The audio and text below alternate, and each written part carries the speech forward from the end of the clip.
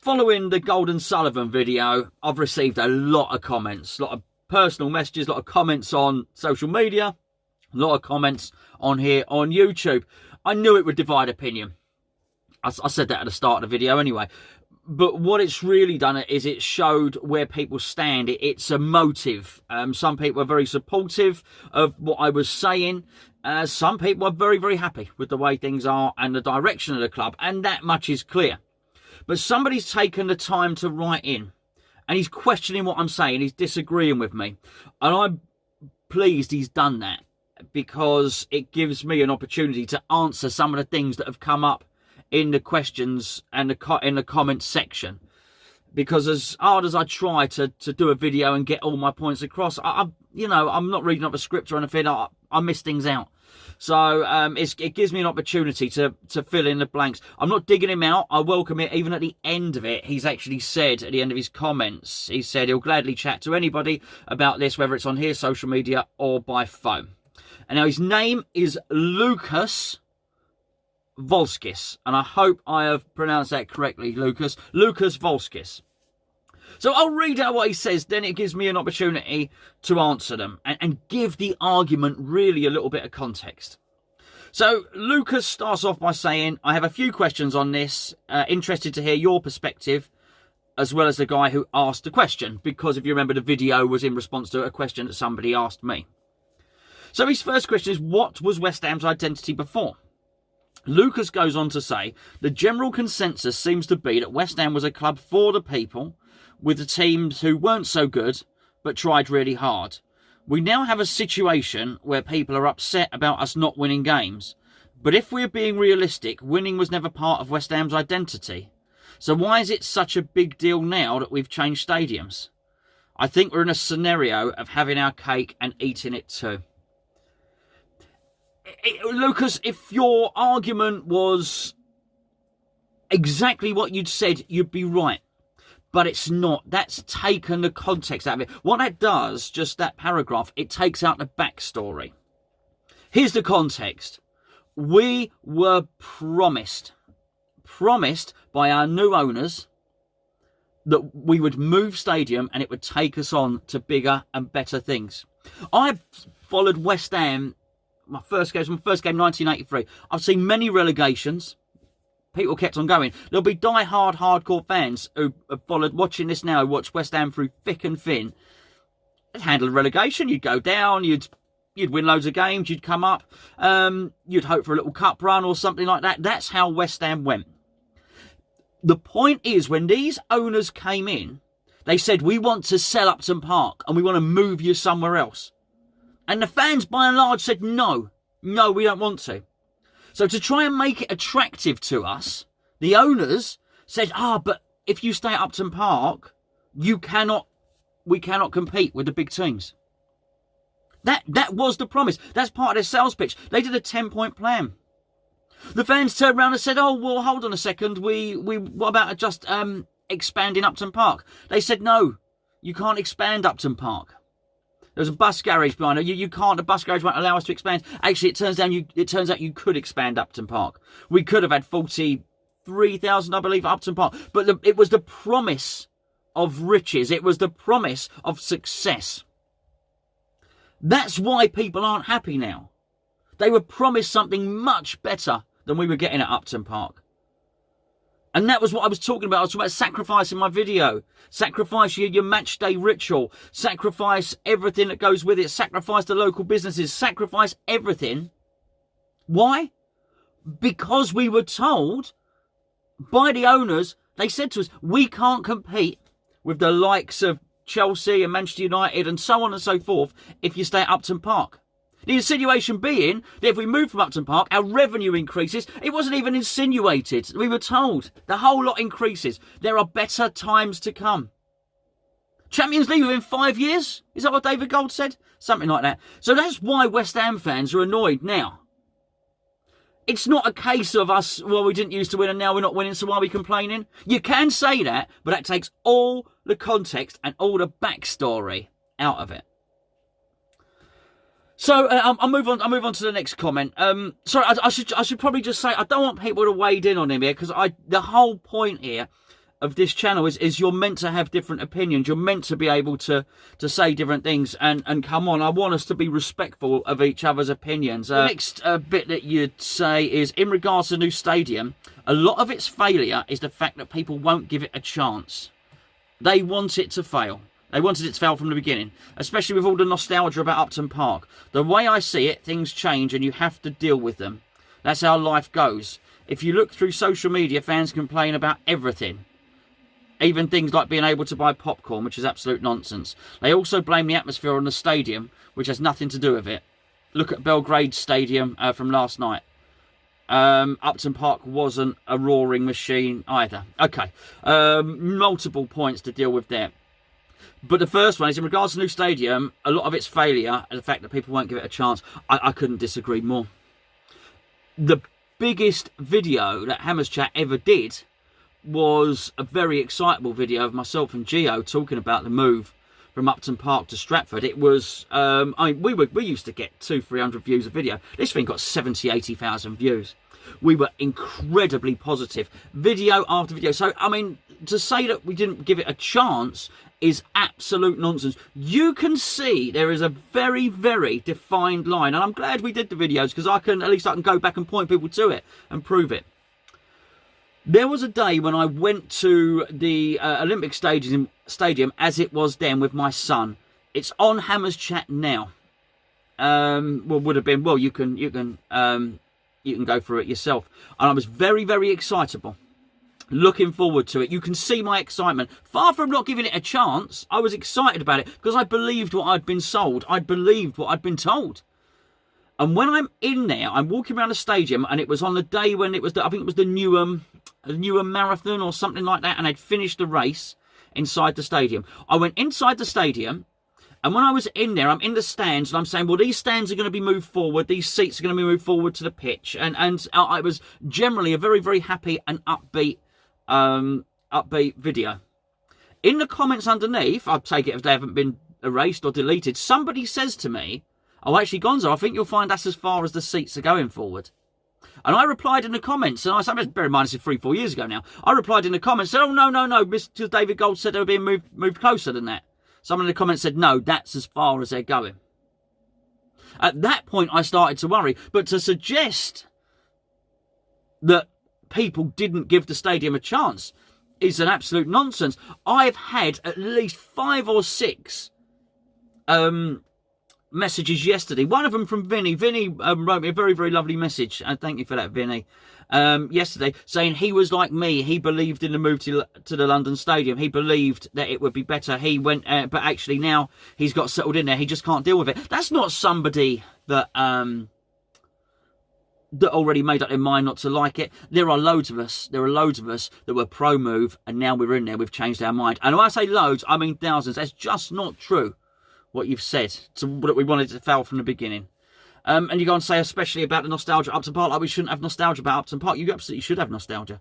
And the way you're talking about as life goes on, you've got to move on and look forward. Well, yes, absolutely. You move forward and you do things and don't dwell in the past, for sure. But if nobody looked at nostalgia, no one would keep pictures. I mean, literally, nobody would do anything. Nostalgia is a huge thing. Music plays a huge part. Certain tunes remind you of certain times. Nostalgia is a massive thing in a human being's life. To dismiss nostalgia and just plough forward all the time with no reference to what's happened in the past is, well, each to their own. But for me, no. We should celebrate the fact that Upton Park was so good. And again, I'm not suggesting, Lucas, you're shutting down conversation. Far from it. You're opening up conversation. But it is a conversation stopper, as I said in the previous video, to say, stop talking about it. Don't talk about Upton Park. We should look back. We should look back at old photos. We should look back at old books and old programmes and stuff. The football memorabilia is a massive part of football. Massively. Anyway, so that was that. If you look through social media, fans complain about everything. Yeah, okay, that's true, but it's not just fans. We do complain about everything, don't we? I'll be perfectly blunt with you here. We, ridiculously, at Hammers Chat, and it's not just Hammers Chat, you look at any website, or if people say this ain't happening, they're lying, right? We do better figures when West Ham lose. People click on a video. It's why, you know, what's it called? Arsenal Fan TV. That's why they're so popular. People are tuning in to watch a meltdown. You know, people, I'm sorry, people do like a bit of a freak show, like a bit of misery and a bit of complaint. You're right, that is more prevalent, but it's not to do with West Ham. That's everything, and you've only got to look at any subject on social media now. There's an awful lot of complaint about everything. So that's true, but what it does, that gives it a cliche that says, oh, well, people complain about everything, so that's why they're complaining about Upton Park. No, it's not. You know, we have genuine rights to be upset about the way the move has not been what's promised. You can't throw it away with a cliche. You go on about being able to buy popcorn at the stadium. I've got to say, I am with you on that. Why?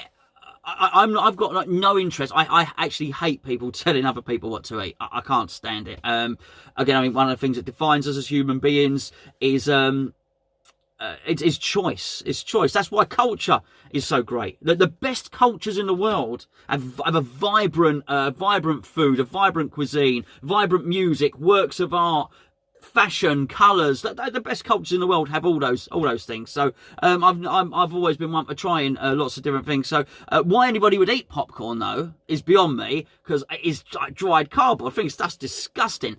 But I would defend anybody's right to eat popcorn. It is disgusting. Why do people put salt on it? Anyway, I'm digressing. I think what it is, it wasn't the popcorn itself, because some people do clearly like it. It was the popcorn signified a new breed of fan. All of that stuff that I've just spoken about, the love for Upton Park, the going to away games, the going into the Championship, it used to be called Division 1. A cold night in Grimsby, people used to say, travelling up there on the supporters' coach, or getting a train up, going somewhere cold and wet and windy on a weekday night. All of that stuff, all of those sacrifices that the hardcore away fans do, they're the ones that feel stitched up by this move, okay? And I think the popcorn signified the very opposite of them. It signified the tourist fan, and it signified, I think, had everything been going well, and we'd got everything we promised, which was winning games, which was superstar players, a superstar team in a superstar stadium. Well, I can't remember what Karen Brady said. World-class team in a world-class stadium. These things were said. I'm not making these up. I think if we'd have got that, you probably wouldn't even see the bloke eating the popcorn. You turn around and you say, anyway, so they also blame the atmosphere on the stadium, which has nothing to do with it. It has an awful lot to do with it, actually. You said, look at Belgrade Stadium from last night. Upton Park wasn't roaring machine either. No, Upton Park wasn't always noisy. They mucked up the ticketing hugely. What they should have done was they should have offered, for instance, I mentioned just in my video, the Bobby Moore Lower. I think I maybe, I did put a clip on the Bobby Moore Lower. Everybody that was sat there, they should have had the foresight to say, these people are making noise, we need to keep them all together. So they should have all been offered, if it's affordable, they should have been offered £100 less for their season ticket, and for people to say, right, you're £100 less, for the club to say, but we need you, we need the noise that you generate, we're moving you to a comparable area in the London Stadium, but we're keeping you together, you'll play less, you're going to make the noise. No, what it actually allowed it to do was fragment. So you'd have a 5 or 10 people who used to go together and sing, and the people they used to be sat next to also used to sing. They might be over the other side of the stadium. The migration was a complete and utter farce, and what it did, it separated a lot of the people that made noise away from each other. And then when you got in the stadium, when people started to find their feet and thinking, hold on, where's me, where's me mates, where's the people I used to go to, where's the noisy part of the stadium? Then they were told to sit down. Or actually, the stadium's so big and we can't fill it. We just can't fill it. We don't. People would start to migrate and walk round the inside of the stadium to go and sit with their mates who were making noise. And they would start putting up barriers to stop that as well. I don't know anything about Belgrade. Couldn't begin to tell you. But actually, no. Are the bricks and mortar or the scaffolding or whatever the stadium is built out of, are they to blame for it being quiet? No, but to suggest that it has nothing to do with the noise level is wrong again. there was a massive correlation between being close to the pitch, making noise, feeling like you're a part of the game, and being separate. And if you don't understand that, I would advise anybody just to go to an away game, and you'll see exactly what I mean. So I don't. That place, if they'd have kept all the noisy parts together, and would have been next to the pitch, it would have been noisier in there. You say, lastly, the stuff about the owners seeing the club as a business is lost with me. Of course it's a business. Every single professional sports club is a business. I will gladly listen to anyone who can find me an example of a sports team that isn't a business. Not sure what the people expect, to be honest. Again, you're missing out the backstory. The backstory is crucial. David Gold lived on 442 Green Street and watched the original press conference. If you don't believe me, the first press conference that they ever did. Sullivan saying he used to be a West Ham fan. I've always wanted to buy this stadium, he said. I used to drive down here. I used to watch the programme seller and buy. I used to pop out and buy a programme. He said I used to love it because I used to sell programmes. That's what Sullivan said.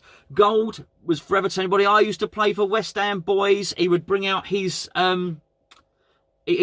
photos. What you say about what do we expect, it's not us saying this. We're not saying blindly, oh, why aren't they fans? We didn't say it with the Icelandics, for instance, why aren't they fans? It's their story. It's Gold and Sullivan's narrative. That's what they've said. We're fans. Trust us. We're West Ham fans. We're like you. That's what they say. We're like you. So, just to go back on your comment there, you said the stuff about the owners seeing the club as a business is lost on you. Of course it's a business. Every single professional sports club is a business. It is. But they didn't say that. They said, we're here to rescue you. We're here to make things better. We are West Ham fans. So when we turn round and say to them, hold on, you're not acting like West Ham fans here. We have every right to call them out on that subject. Every right indeed. Now, I know, listen, I've been a bit feisty.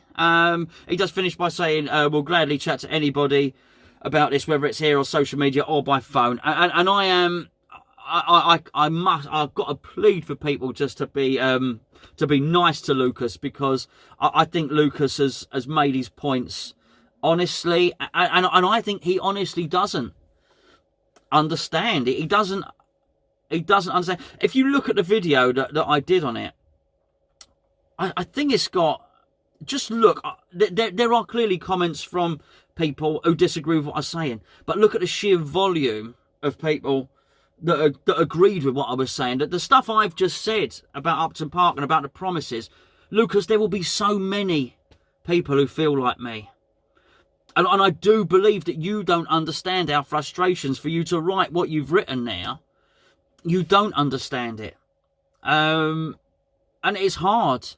It's hard for us, I've got to say. And I think I had a couple of messages yesterday from people who found some of the comments a little bit difficult to take. I've got to say, you know, there is a new breed of fan coming up, and it ain't us. And I said to somebody, I said, actually, I feel a bit like a dinosaur, and I probably am one.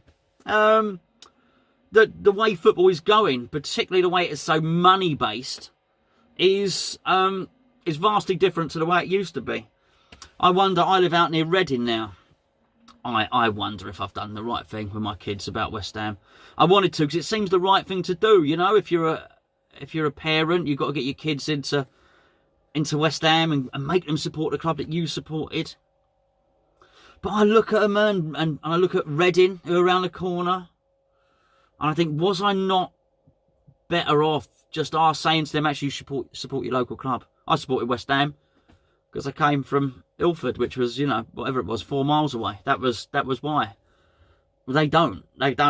They support West Ham because their dad supports West Ham. And there's lots of people with that story. But there's so much money involved, and the Reading training ground is only 3 or 4 miles from here. And you see the players, all the players stop off at the shops and on the way through, and it's a different thing. And modern football's changing, the football's changing, the clubs are changing, and the fans are changing drastically. And yeah, I am aware people like me are dinosaurs, but that's the way we feel. And And I think West Ham's stadium move and the migration has been handled badly. And I don't see too many other comparisons out there. I've seen a lot of people trying to make comparisons with us and other clubs. And I think, actually, that doesn't stand true, because you haven't had a bunch of owners coming in claiming to have supported West Ham all their lives, claiming to move up to bigger and better things. I mean, it's been close, been stitched up far more than West Ham, by the way. Look what happened to Portsmouth and stuff like that. But I don't think the guy ever came in and said, oh, I'm a Portsmouth fan. Oh, yeah, that, you know, oh, I grew up on Portsmouth Harbour. I used to row the boat every day. I used to sell programmes by the turnstiles. I think they gave it all of that. And that's what we've had. Cut us open and we'll bleed claret and blue. We're pie and mash through and through. That's the sort of stuff that they've delivered. So that's why I answered and did the video yesterday in the way that I did. That's the context. Everything that you have said, Lucas, is true of almost any other club. But it strips out the story and the promises and the context of West Ham's move.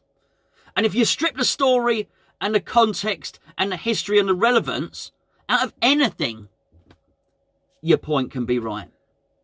Because context is everything. The backstory is everything. That's where your detail comes from. Because if you don't have detail, everything else is just a cliche. Everything else is just a platitude. It's just a generalisation, a comment that's thrown out there that might apply to any individual given situation. But anyway, those are my thoughts on it. As I say, please deal with Lucas. I was going to say lovingly, not lovingly. You don't want to cuddle. You don't want to cuddle him, do you? But respectfully.